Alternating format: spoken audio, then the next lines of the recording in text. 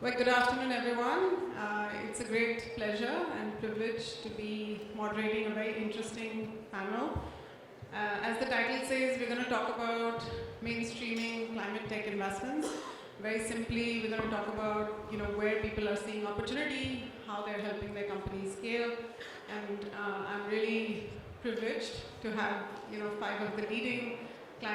four of the leading climate VCs and climate VC growth investor here, so we can hopefully really get a spectrum of questions and answers. I'll maybe start off with a question for Swapna. Where are you seeing the most opportunity for Avana? And maybe spend some time telling us if you're seeing technology innovation or process innovation. Absolutely. So at Avana Capital, we are an early stage fund which focuses on investing in startups which are using climate technologies for disruption. The idea comes from simple, as we think about next 20, 30 years, climate is going to be the next big disruptor and technology will be an enabler. Similar to how we saw with digitization, it's mainstream. So going back to Sugandhi's question, process or product, how we look at it is if I can use technology to solve for three key areas of the country, which contribute to 90% of India's emissions. So how we bucket it is energy transition and resource management, supply chain and mobilities, and agriculture and sustainable food systems. If you think about it, for last 50, 100, 200 years, we haven't seen significant technology innovations to move the needle forward. We are still consuming the way we do, we're still building the way we do, we're still commuting the way we do, right? So can we move that needle forward? Now going back to process and product innovation, they both have a place because process innovation in our mind is going to give you incremental movements, whereas if you do a product innovation, you're going to see step function, which is breakthrough technology solving for the world. I have been a deep tech investor for 10 years and the biggest shift I've seen in India, I think we have moved away from the area that I can build the next marketplace or a platform and solve for any area. What I'm seeing is digital, great, we have done it, but now I'm seeing chemistry, material, new forms of innovation, space tech, agri-tech, right, which are using technology and real hardware solutions to solve for it. So going back to product innovation. Now when we think about product, we end up thinking hardware, because that's how we are hardwired. But for example, we have a company called Iki Foods, and Sugandhi, you know about them. What they have figured out is a polymer technology to grow the food the way it has never been grown. So think about the movie Martian, where in a Mars you are able to grow in most hostile terrain a crop. They are trying to do it with India, with every crop, which is everyday crop. So when India recently, we all know tomato prices went up to 200 kilo, which is unsustainable because common man is used to 20, 30 rupees. These guys have taken charge to produce tomatoes for everyday Indian at everyday prices for the rest of their lives. No, thanks. That's Iki is a great example of process and product innovation in some sense. Maybe Karthik, would be great to get your perspective at Sangam. Sure, maybe we sit a little bit on the other side of the spectrum. So we are a science and technology focused fund, focused purely on climate change, so both mitigation and adaptation, but we are science led, right? So we want to always look for solutions that ideally climate science dictates is the best solutions forward. And our vision is not to go to Mars. I'm hoping we can be in a bit more harmony with nature. And so while we think technology, especially for energy transition, for materials innovation is important, when it comes to land use, we think it's more about soil carbon, obviously smallholder farmers when it comes to India, and looking at preserving biodiversity, right? So I think in terms of opportunities, I think agriculture, I think the biggest opportunity we're looking for is actually preserving our soils and kind of looking at soil as a carbon sink. Two, when it comes to energy transition, I think there's a big opportunity around industrial energy efficiency, also a big opportunity around the energy transition when it comes to all kinds of you know, innovation on the grid to electricity is like one of the biggest components, or energy is the biggest component of like climate greenhouse gas emissions, right? So I think we want to focus specifically on GHG emission reduction on the grid. So I think there's a big opportunity around residential rooftop solar to be figured out, quite a bit around grid innovation that needs to be figured out.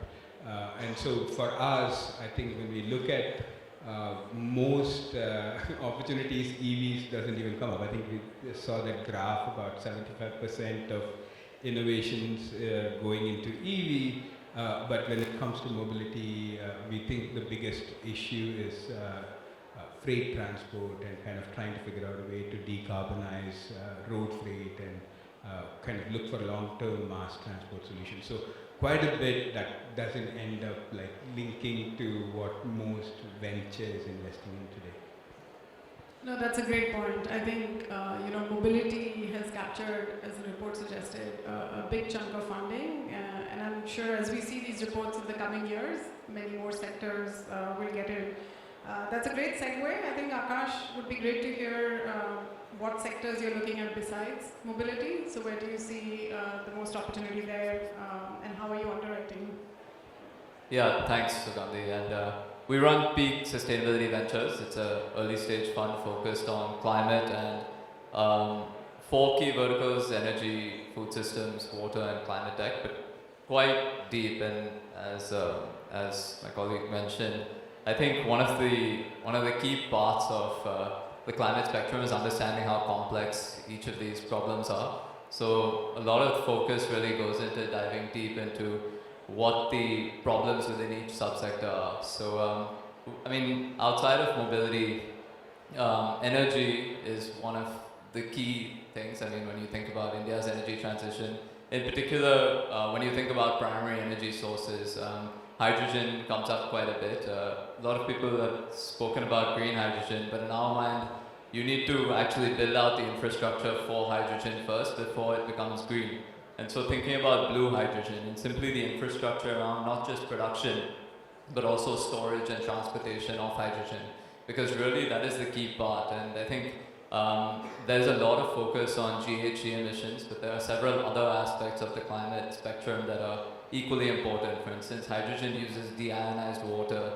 India itself is going through a freshwater crisis where we're running out of groundwater. And so when you think about climate in particular and how we think about it, there are many other resources to think about, including land degradation and other parts. So I mean, in terms of opportunities from a sector perspective, the construction industry forms around 8% of total emissions. And so how do you sort of decarbonize that industry in a way that is quite meaningful? IFC came out with a report saying that 75% of India's buildings are yet to be built by 2030. So if you can influence something around building materials or sort of decarbonizing steel and cement industry, then you can really make a meaningful impact on India's overall decarbonization strategy. So I would say that water we've got a very close focus on. Recently we did a deal with Sugandhi itself in a company called Polymateria, which biotransforms plastic in ambient temperature. So unlike pyrolysis, which uses very high heat, this can degrade particularly single-use packaging in ambient temperature that is then consumed by bacteria and fungi. And so thinking about solutions from sort of a fully circular and sustainable manner is kind of how we approach it, and many other sectors that are interesting as well. Fantastic. No, some great points there. One of the phrases that Karthik used was science-led. So I think one of the things I wanted to hear from you, Satya, is how do you do the technical underwriting? I know you have a big research team, and then how do you continue to support on the science side? Yeah, thanks, Sugandhi. So to be very honest, I think a lot of speakers have laid down the importance for innovation, particularly in green and sustainable investment world. But what we find a key challenge is that there is enough and more academic research happening in the universities and labs. But the translation of the research into real business is a real gap. And this is what typically we call the valley of death. When the IP has already been published, papers have been filed, People have already clapped for the research publication, but nothing has come onto the ground.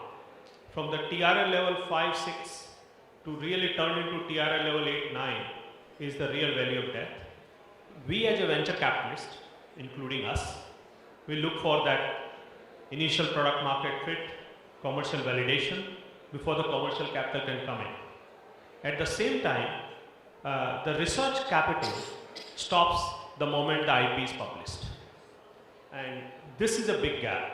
So what we attempted to do while being a venture capital firm like many others, based out of Singapore and India, we also try to see if we can support some of these disruptive innovation by taking them through this valley of death in an effective manner and bring those innovations to market. And I'll give you a few examples the way we have done. We all know the importance of energy transition and energy storage. At the same time, the biggest challenge that we've been facing is, look at any of the decarbonization pathway. The moment you have captured the CO2, you need to make a CCU use case. CO2 CCU use case, you will of course need an hydrogen and ammonia to either convert into methanol or fertilizer out of it. You look at many other energy storage, again you will need something like that. So we basically supported few scientists who could produce a technology which is a non-electrolyzer based green hydrogen. And this is there in our Singapore innovation system, which is we have all demonstrated it.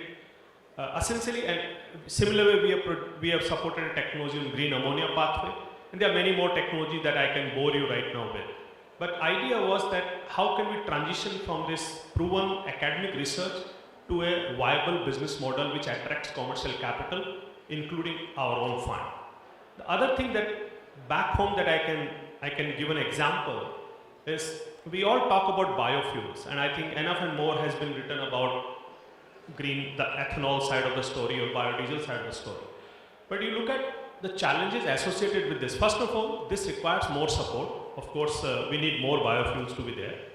But if you really look at the challenge, these are blending fuels. This cannot replace the diesel or petrol per se. Maybe at the most you can blend 10 to 12, 15%, 20% max. But still there will be 80% footprint of the carbon emission. So here we have supported again few companies. One of the companies called Green Jewels, based out of Pune. They are able to produce 100% green diesel. It has got no blending requirement and you can replace it with any fuel wherever you are using the diesel as such. Now again, the idea I'm trying to highlight is, most of these companies when they came to us, they were in a product market fit missing kind of a scenario where they had a proven kind of a path, but academical path, and how can they transition from where they were to a viable, convincing business model which can attract larger commercial capital. So our role to a large extent, although we would like to be like any other commercial investor, invest in a viable business model, but here we have to do a work slightly ahead of that and support some of these ventures through this value of debt so that we can really see many more such innovation outcomes for the commercial world. Thanks everyone. I think a few of the themes that are emerging are science-led, helping technologies commercialize, and also looking at complex supply chains. So the thing about climate investing is that it's a complex supply chain for either transition, agriculture. Switching gears a little bit, I think Sridhar, you're at the higher end of the value chain. You're doing growth investing.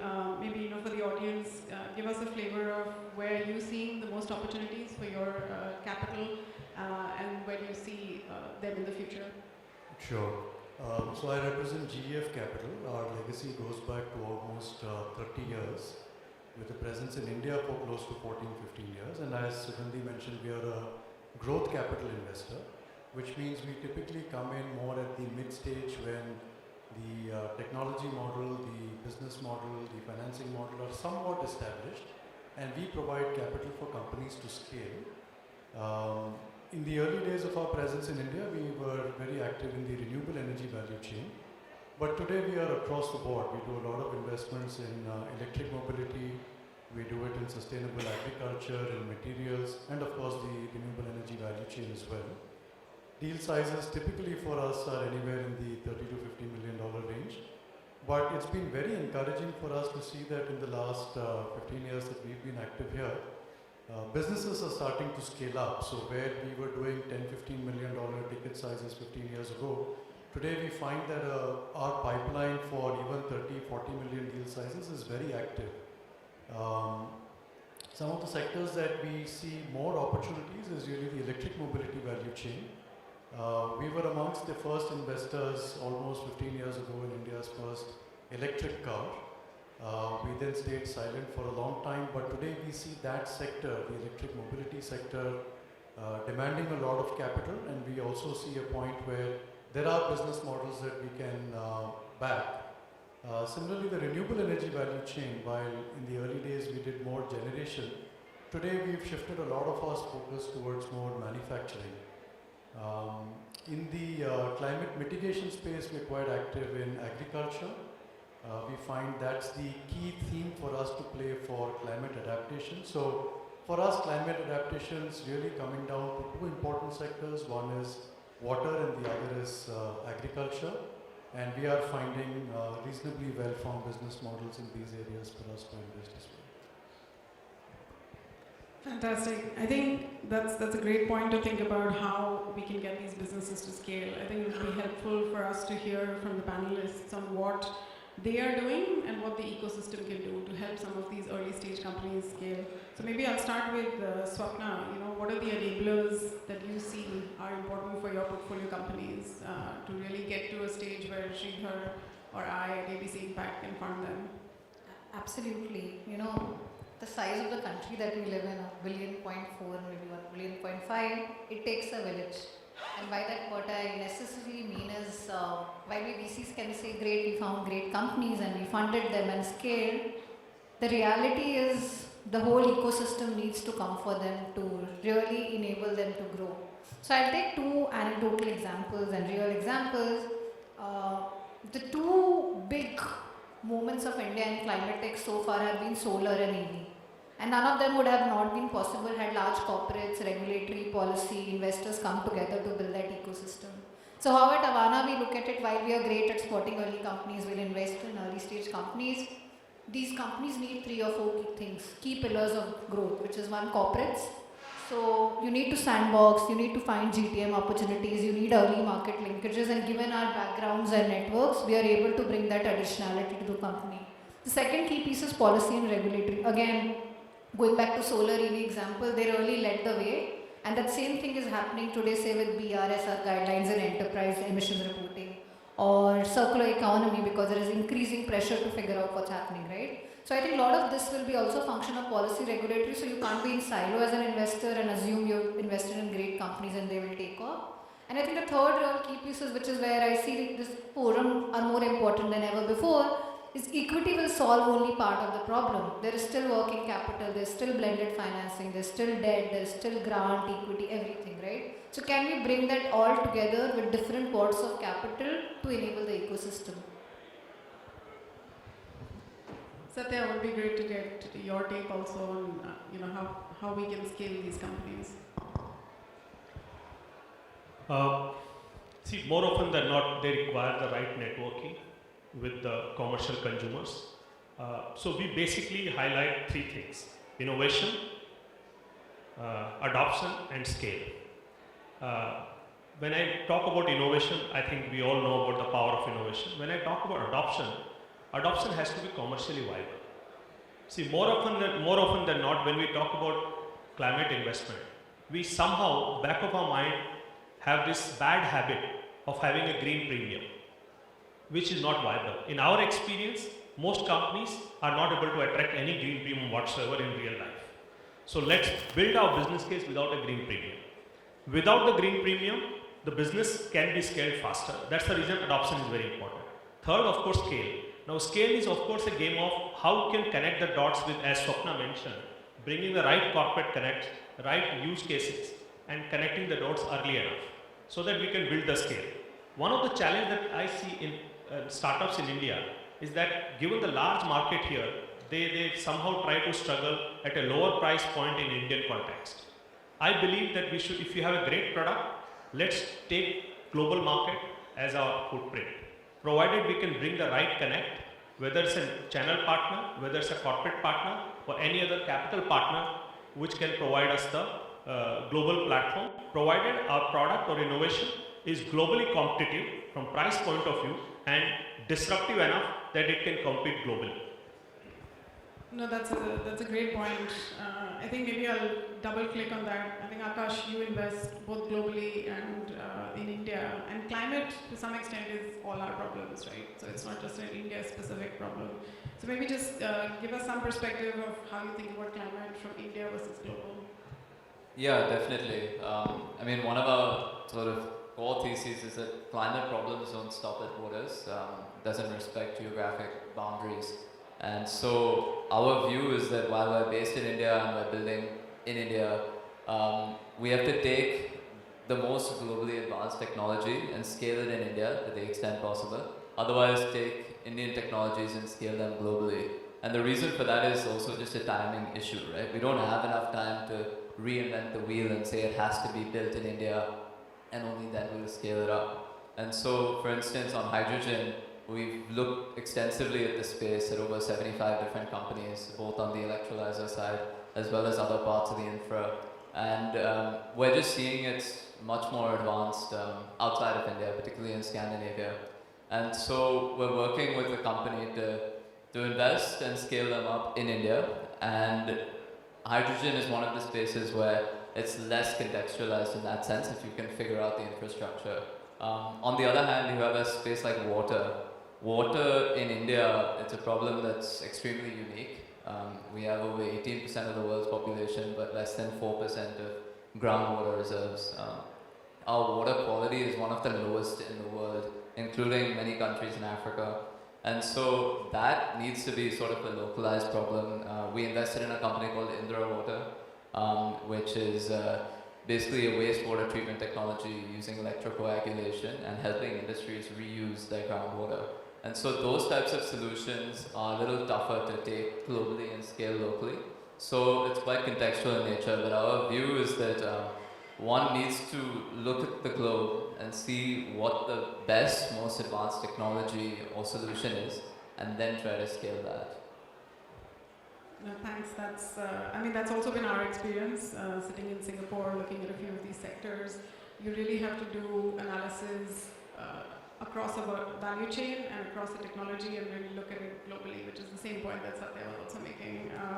I think, Karthik, how should we think about the ecosystem? Like, what do we need to build in the ecosystem?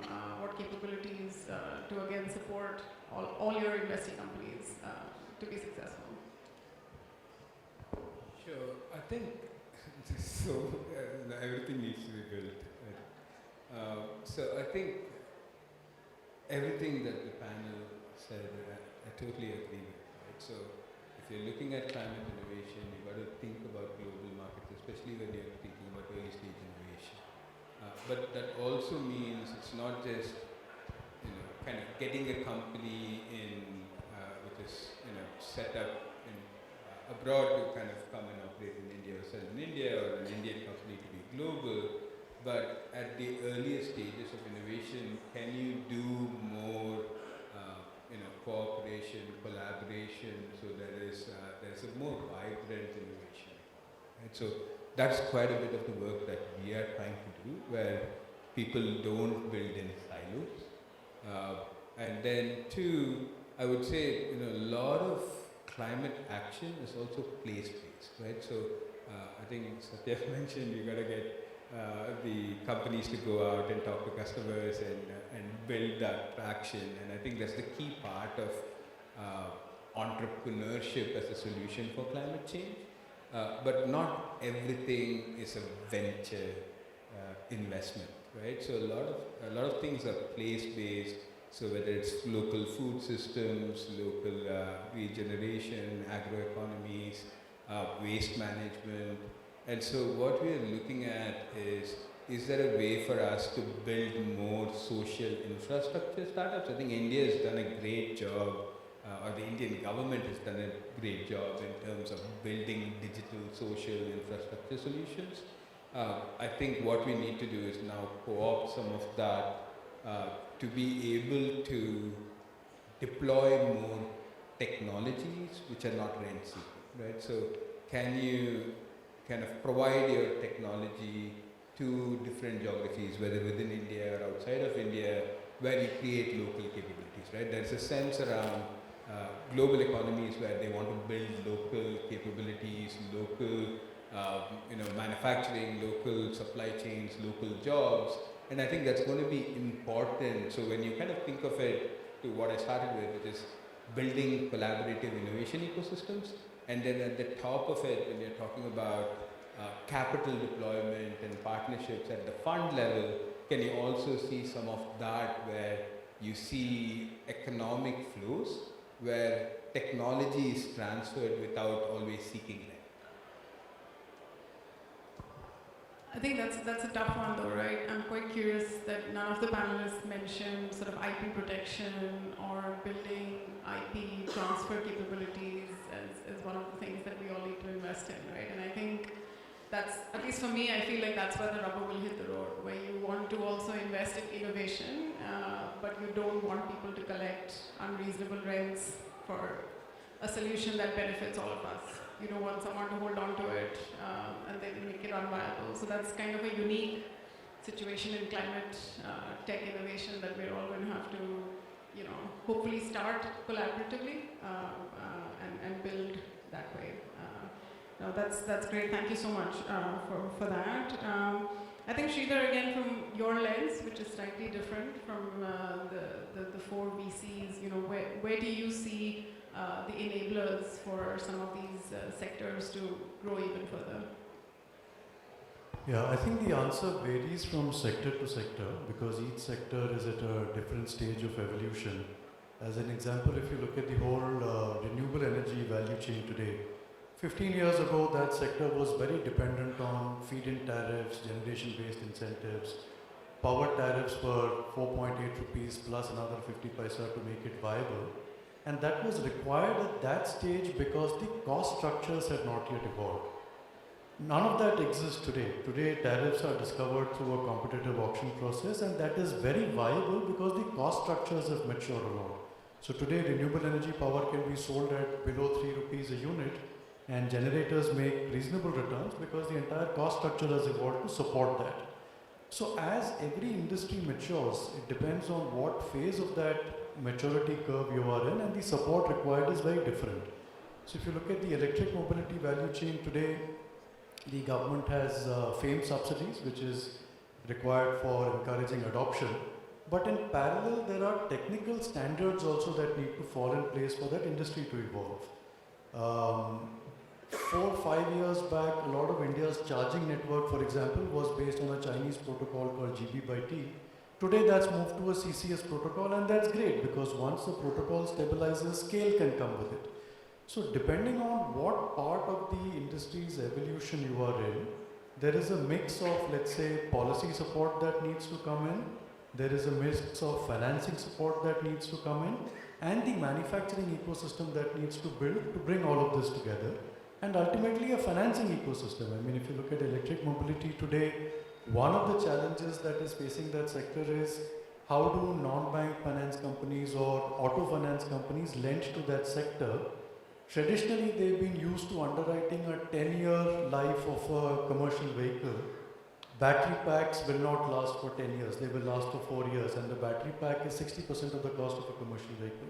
So if you're an NBFC trying to do auto financing, how do you underwrite an electric mobility vehicle where 60% of the cost is going to be worthless after 5 years? So some of these things will require innovative financing. They may require some things like a first loss guarantee to come in. They may require longer warranty periods for manufacturers to come in. So it depends where you are in each industry for the ecosystem to evolve. I think we need innovation in financing also to meet the needs. No, absolutely. I have a common question for all of you, so I'll just maybe let you take an opportunity to answer that. Sort of any sort of closing thoughts on building blocks or enablers that you want, that you're working on, or that you want the audience and other stakeholders to be part of to ensure that we can really scale climate tech in India? split that question into two parts, right? What we are doing and what the rest of the ecosystem could possibly do. I think for us, we think of it as the gold rush moment for India, right? And by that, what I mean is, if you think about this year's budget, just take that, right? The number of times our respected finance minister said green, I think I lost a count after 50, right? So that was the focus on green, which means there is enough policy work happening around, say, hydrogen, mobility, agri. Now that also what says is, it's a picks and shovels moment for India. And going back to Sridhar, your point, well, EV is happening, do we have enough on the gear side, motor side, financing side, recycling side? While you have this great battery technology, what happens to battery second life, afterlife, right? So in that respect, we are looking at those enablers which can really do the tech innovation to take the ecosystem from 0 to 1. So for example, in EV, we have done two companies. One company does EV financing, to your point, because again, IC engine, I know how to underwrite, but large behemoths are still not underwriting IC engines to EV because it's a difficult problem, I don't have the data. But startups are agile and can make that shift. Similarly, we have invested in another company which is building this operating system for EV called Kazam, where today, if you talk to any OEM, any large logistics company, any power company, they're all building walled gardens, their own infrastructure. And we have seen this with mobile in the country, right? There were a lot of tower companies, there were a lot of operators, but India is an Android market. It needs an open ecosystem. That's what Kazam is doing to get everyone on the same platform, right? So which is our moment, let's do software, process, product innovation to your point, to enable that ecosystem. So we will do that, we'll continue to invest in innovative companies. The second piece which we are working on is climate is a war in some sense, right? It's here and now and you need to solve over next 2030. I think we will have that 1.5 and everything else, but still can we continue to solve? So in that respect, for example, we have invested in a company called Terra.do. Terra.do is basically building LinkedIn 3.0 for climate, and if any of you want to come participate in climate, work in climate, you should do a course there because it really enables you for the next. And it's basically similar to AI. When AI happened, you need to prepare warriors and workers. They're doing the same with networking, learning, mentoring, jobs around climate. So that, I think, is the enabler of the ecosystem where we need more people to come work in the space, be it from the financing side, be it from the innovation side, be it get your hands dirty, thought leadership side, but more needs to happen.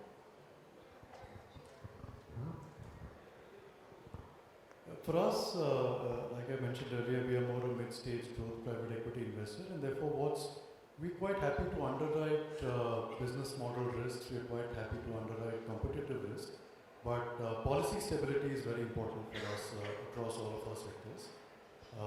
So we just want to make sure that when we invest with a 7 to 8 year window, that over the course of that period and well beyond, there is policy stability in the sectors that we invest in. We are very happy to underwrite a situation where policy support is taken away as long as there is a clear pathway for that migration to happen. I mean, we saw earlier this year that there was a bit of a jerk around the whole FAME subsidy. There was a period of about 2-3 months where vehicle sales dropped. There was a period of 2-3 months where a lot of components had to undergo a complete recertification process because the government was not clear whether there was enough domestic value addition being done in India. So those kinds of situations where all of a sudden things just come to a halt or things potentially could fall away from a policy perspective are difficult for us to underwrite. Short of that, we are quite happy to underwrite a lot of other business model risk because again, having done this for decades, we're quite happy to take some of these risks as an equity investor. Satya, do you want to? Couple of points.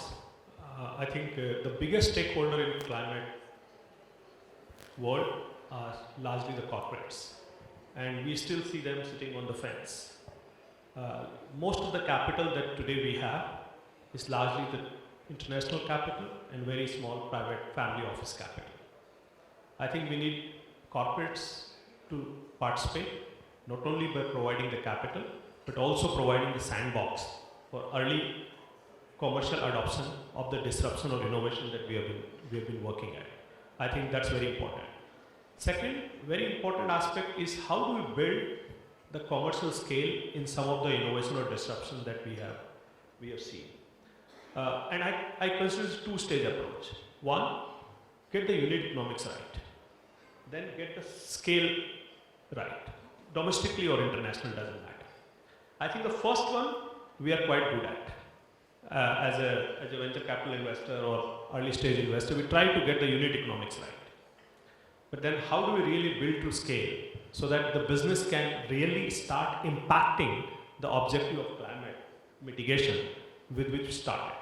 And that's very important. I think getting the scale in the businesses is getting more and more important now to get a real outcome on the ground to make a real difference.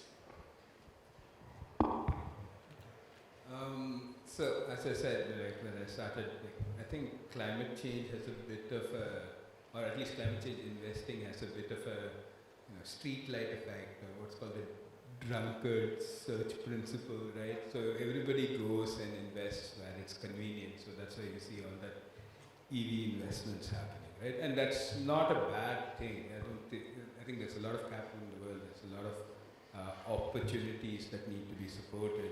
But I think from a climate perspective, I think the most important thing that we could do collectively is to build a vision about like where do we want to go, right? As a civilization, race, planet, and I think that needs to at some level, while we are not abandoning science and technology, needs to be about building something that's harmonious with nature. And if we can't kind of figure that out, I don't think science and technology will allow us to overpower nature. And if we are going in that direction, I think we're just moving towards disaster, right? So I think if we as climate investors really want to figure out what the future looks like, I think we need to spend some time thinking about, what do we need to preserve, right? What level of biodiversity is important? What level of connection of us with our food, for nutrition is important. How do we want to kind of live our lives in terms of getting around, what kind of consumption patterns we need to have, what kind of industries we want to build for the future. And so I think from a climate early stage investor perspective, I think if we can create a shared vision, and we are happy to kind of share as much of how we think with anybody out here, I think that would be the biggest win.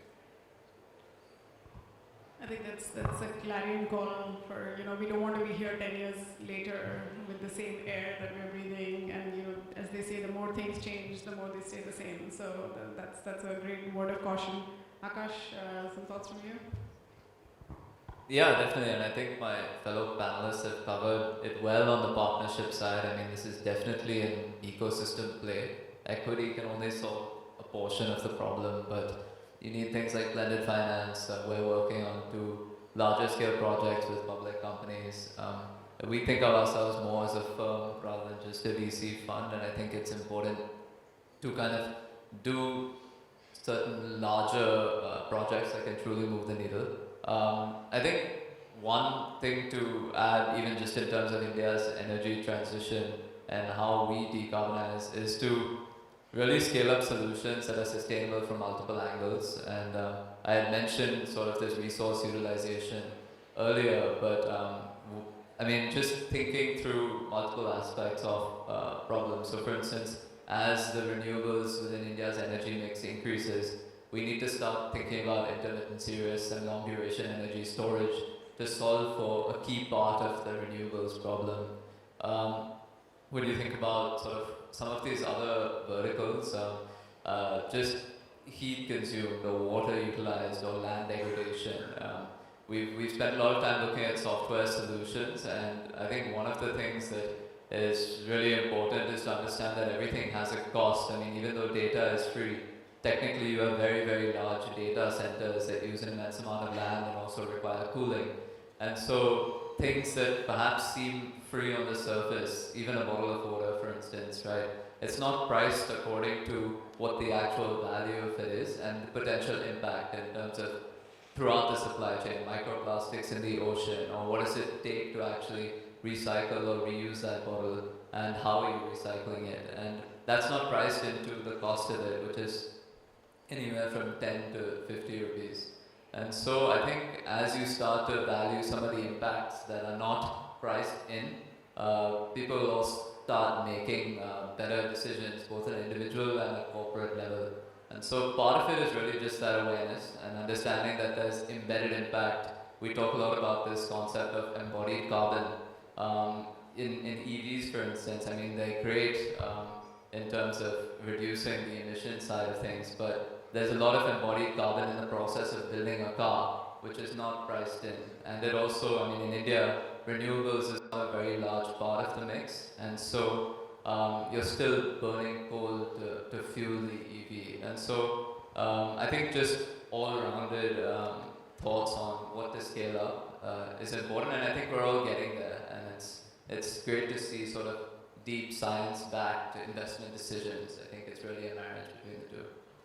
No, fantastic. Thank you so much, everyone. I want to make sure that, you know, if there's any questions in the crowd, we also get an opportunity to cover those.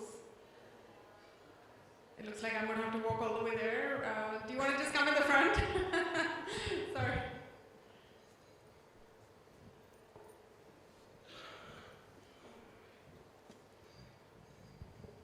Greetings to the entire panel for having such an insightful discussion. My question is directed to Swapna. Hi, Swapna.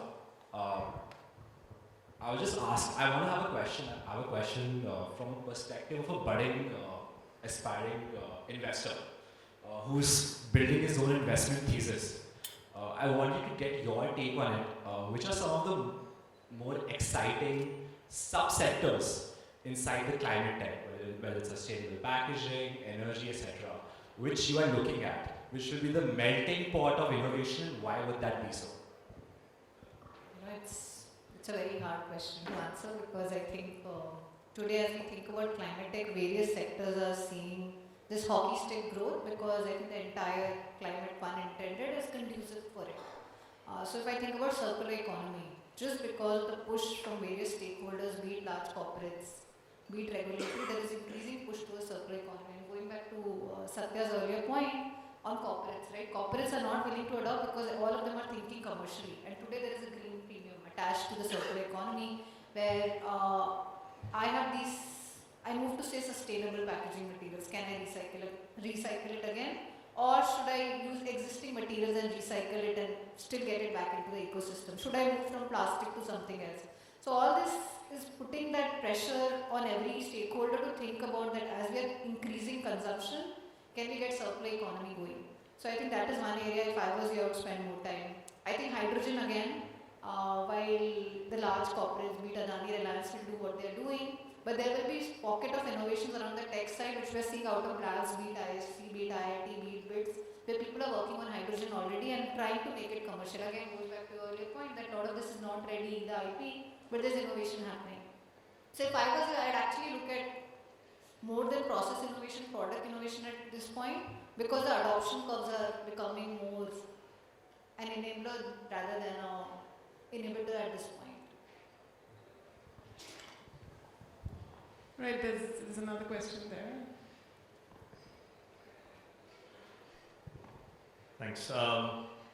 Just a question to all of you guys as venture capitalists. Obviously, I know that one of the panelists is a growth capital investor. And for me, the solution to climate is more of a medium or long-term solution, even though everyone talks about it in the short term, because the technologies that are being built from a deep innovation perspective actually address the climate problem over a long gestation period. But at the same time, all of you guys, except for one, is a venture capitalist. And there's a lot of pressure with finite life funds, which venture capitalists are, to deliver return profiles to their investors and monetize them.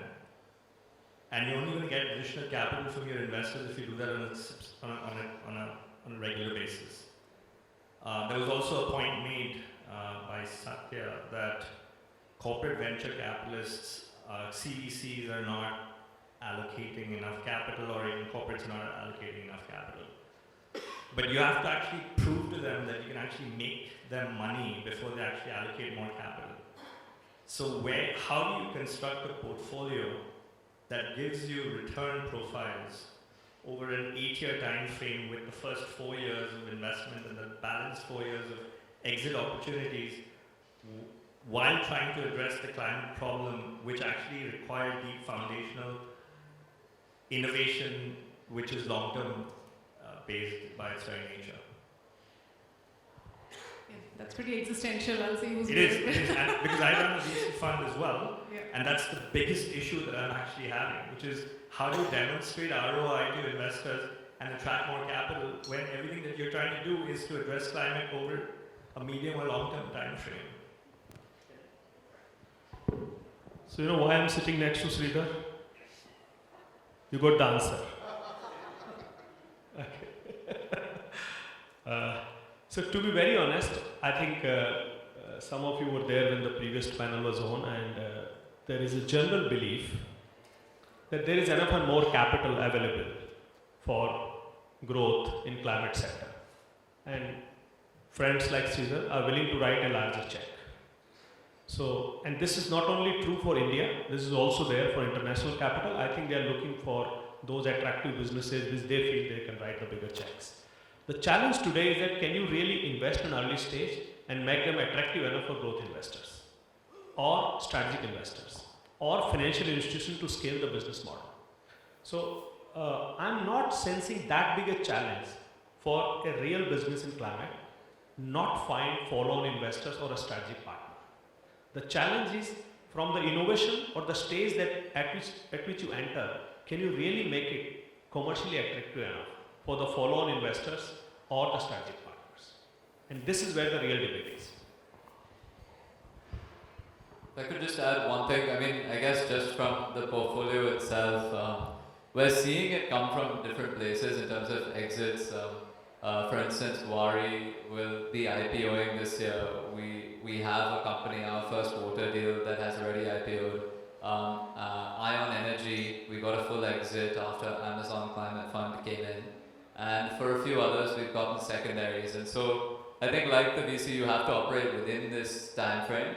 But if they're strong companies, they'll attract capital, and there are ways to exit even during that lifespan. But you're right, in the sense you won't cycle through the entire life of the company, but you'll sort of pass it off to people like Sridhar or to other growth investors or even to later stage investors globally. And that's part of the reason for the whole ecosystem connect as well. It's particularly important that corporates also look to buy in, or that investors in the US and Europe, there is a much sort of deeper VC bench can come into India, and now we're seeing a lot of interest in that. I think as a late stage investor ourselves, so ABC Impact is also a growth stage investor, and we've got 40% of our portfolio in climate. So we're also building capabilities to look at climate deals differently as a growth investor. So I think there is that aspect of it also that you need to appreciate, and we can talk more about that. But we are also thinking about the right inflection of technology readiness, so the TRL levels, and where we can help them scale. Which are the corporates in our ecosystem which we can bring to allow that gap to happen. So previously we would have only invested after complete commercialization, but now together with a few partners can we actually go a bit upstream. So I think there is that trend that's coming in true. I have a red sign here that's flashing. Time's up. Question, sorry. All right. Sorry, the last one. And because the only reason I asked is because you asked, the gentleman there asked a brilliant question. On what's the pathway. So thank you for asking and calling that out. Because fundamentally when you're looking at climate tech, the entire panel did not even utter the word called digital public infrastructure. No innovation in tech has happened in our sector, which is most complex, without the DPI mindset. These are not innovations on making the next best shampoo or a soap, which you can just do a unit economics and then try and scale it. These are complex challenges where there are no solutions. A fintech investment wasn't made because there were 15 products and the UID came out of that. So scaling what works is very different from designing for scale. And unfortunately, none of you, I'm sorry, I'm being very direct here, but you're not thinking in that direction. You're still looking for those low-hanging fruits, and the unit economic comes well, and then I'll scale it up. It doesn't work like that, especially and more so in climate. Because there are no solutions. This is the reason why I'm sitting in this room. So fundamentally, the whole VC mindset needs to change. And so thank you for calling that out. because if you're continually going to put the pressure on the system and the newer, younger investors to say that, oh, you please bring out, a fantastic product, and then you show me scale, and then you show me commercialization, and then the follow-up thing, it won't happen, unfortunately, in my perspective. No, I think thanks for that. I think the panel has talked about collaboration, the panel has talked about policy change, but we all have a role to play in the capital spectrum. So I think some of your frustration is justified, but I think it's important to be optimistic. I think each one of us plays a particular role in the capital chain, and challenges are for all of us to face. So thanks for calling that out. Anyone have a burning need to okay, on that, we'll kind of thank the panelists. Thank you so much for your candid sharing.